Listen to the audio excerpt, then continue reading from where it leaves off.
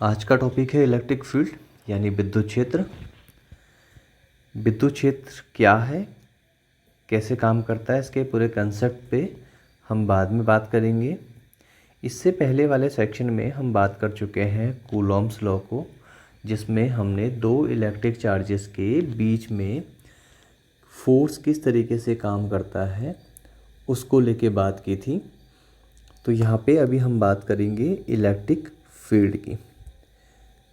तो चार्जेस एक दूसरे से जिस तरीके से इंटरेक्ट करते हैं, उसमें सबसे पहला और बड़ा सवाल ये है कि जो चार्जेस के बीच में इंटरेक्शन होता है वो किस तरीके का इंटरेक्शन है, वो एक दूसरे के साथ किस तरीके से इंटरेक्ट करते हैं।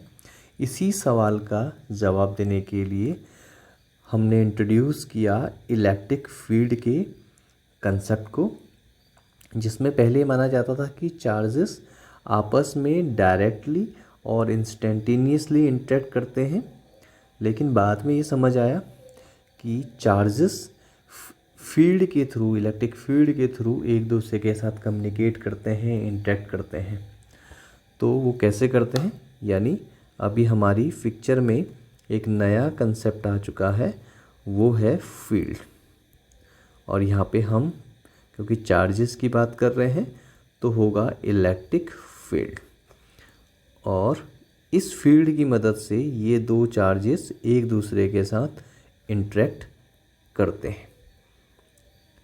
तो करते कैसे हैं, तो उसके लिए ये प्रपोज किया गया कि जो चार्ज है, फर्स्ट चार्ज है, ये चार्ज 1 जो है, कोई भी चार्ज 1, वो स्पेस में हर पॉइंट पे क्या करता है, एक फील्ड सेटअप करता है, एक फील्ड क्रिएट करता है। और कोई भी दूसरा चार्ज, सेकेंड चार्ज, जब इस फील्ड में एंटर करता है या पार्टिसिपेट करता है तो उस पे एक फोर्स काम करता है। और ये फोर्स किसके थ्रू लग रहा है, इस फील्ड के थ्रू लग रहा है, इलेक्ट्रिक फील्ड के थ्रू। तो अभी आप देखेंगे कि जो दोनों चार्जेस हैं, ये जो दोनों चार्जेस हैं, ये एक दूसरे के साथ जो इंटरेक्ट कर रहे हैं, जो इनका इंटरेक्शन हो रहा है, वो एक फील्ड के थ्रू हो रहा है, जिसे हम इलेक्ट्रिक फील्ड कह रहे हैं। तो ये किस तरीके से काम कर रहा है, फर्स्ट चार्ज अपने सराउंडिंग्स में हर पॉइंट पे इलेक्ट्रिक फील्ड सेटअप कर रहा है, और अगर कोई एक्सटर्नल चार्ज, कोई बाहर से कोई दूसरा चार्ज अगर इस इलेक्ट्रिक फील्ड में एंटर करता है तो वो उस चार्ज पे एक फोर्स एक्ट करता है, और वो किसकी मदद से हो रहा है, इलेक्ट्रिक फील्ड की मदद से। तो हम ये कह सकते हैं यहाँ पे कि जो इलेक्ट्रिक फील्ड है, इलेक्ट्रिक फील्ड एक तरीके से इंटरमीडिएरी है यहाँ पे दो चार्जेस के बीच में, और हम इसको लिख सकते हैं electric field equal to force acting per unit charge, और हम इसको टेस्ट चार्ज कह सकते हैं। ओके, टेस्ट चार्ज ऐसा चार्ज होता है जिसका मैग्नीट्यूड क्या होता है, काफ़ी कम एज्यूम किया जाता है, ताकि वो किसी तरीके से जो बाकी चार्जेस का डिस्ट्रीब्यूशन है उसको डिस्टर्ब ना करे, है ना। तो यहाँ पे हम कह सकते हैं electric field is defined as the force acting per unit charge या पर यूनिट टेस्ट चार्ज, और हम इसको डिनोट कर सकते हैं, इलेक्ट्रिक फील्ड को डिनोट किया जाता है ई से, ई वेक्टर, ये वेक्टर क्वांटिटी है, फोर्स अगेन एक वेक्टर क्वांटिटी है, और इसको एफ से हम रिप्रेजेंट कर रहे हैं, और टेस्ट चार्ज को हम यहाँ पे Q0 से रिप्रेजेंट कर रहे हैं। तो टेस्ट चार्ज एक पॉजिटिव चार्ज है जिसका मैग्नीट्यूड क्या है, बहुत ही कम हम कंसिडर करते हैं। तो ये इक्वेशन है इलेक्ट्रिक फील्ड की फोर्स और टेस्ट चार्ज के टर्म्स में।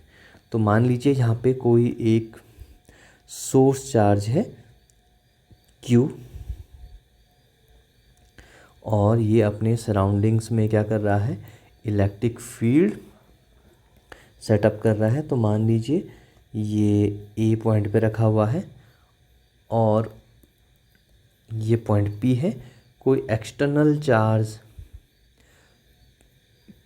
Q0 इस P पॉइंट पे है, जिसकी डिस्टेंस कितनी है, R डिस्टेंस पे पॉइंट P है। यहाँ पे हम क्या कर रहे हैं, एक टेस्ट चार्ज Q0 को लेके आ रहे हैं। तो उस पे जो फोर्स लगेगा इस P पॉइंट पे, इस टेस्ट चार्ज पे, उसको हम इलेक्ट्रिक फील्ड के टर्म्स में कैसे लिखेंगे, F/Q0। तो अगर आप P पॉइंट पे अगर फोर्स की बात करें, ये मान लीजिए स्मॉल टेस्ट चार्ज Q0 है, इस पे फोर्स अगर हम इस तरीके से लिख रहे हैं, अच्छा एक मिनट, ये अगर ये इस तरीके से काम कर रहा है F, तो इस पॉइंट P पे इलेक्ट्रिक फील्ड की डायरेक्शन भी क्या होगी, सेम डायरेक्शन में होगी। यानी E किसके पैरेलल काम करने वाला है, F के, यानी सेम डायरेक्शन में। जो डायरेक्शन F की होगी वही डायरेक्शन E की भी होने वाली है। ओके, ये वेक्टर क्वांटिटी है, तो इसकी यूनिट क्या होगी, unit of electric field. Electric field की यूनिट क्या हो जाएगी, वो हो जाएगी, फोर्स की यूनिट होगी न्यूटन, चार्ज की यूनिट हो गई कूलम। तो हम कह सकते हैं न्यूटन पर कूलम। तो ये इलेक्ट्रिक फील्ड की यूनिट हो गई। अगर हम इस वाली सिचुएशन के लिए अगर फोर्स अगर लिखना चाहें तो कैसे लिख सकते हैं, हम लिख सकते हैं force F = K Q source charge test charge upon R², क्योंकि इनके बीच का डिस्टेंस क्या है, R²। अगर हम F की वैल्यू इस वाले रिलेशन में अगर हम पुट करें तो हमारे पास क्या आएगा, E = K Q Q0 upon Q0 नीचे रहेगा इंटू R²। Q से Q कैंसिल आउट होगा, तो हमारे पास E = K Q upon R²।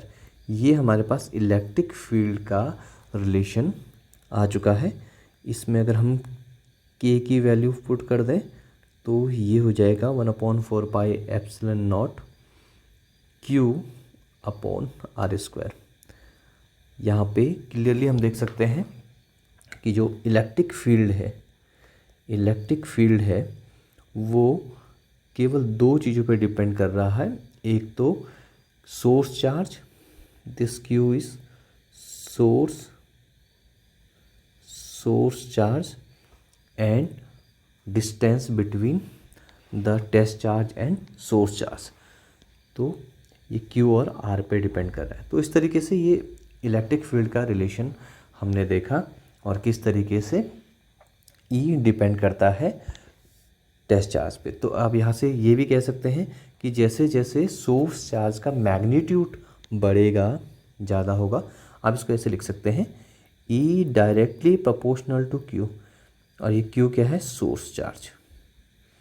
तो अगर सोर्स चार्ज का मैग्नीट्यूड अगर बढ़ रहा है तो इलेक्ट्रिक फील्ड भी क्या होगा, बढ़ेगा। तो उस स्पेस में हर पॉइंट पे जो इलेक्ट्रिक फील्ड की जो इंटेंसिटी होगी या इलेक्ट्रिक फील्ड जो होगा उसकी स्ट्रेंथ भी क्या होगी, ज़्यादा होगी। तो ये डायरेक्टली प्रोपोर्शनल है। और डिस्टेंस के साथ इसका रिलेशन कैसा है, 1/R² का।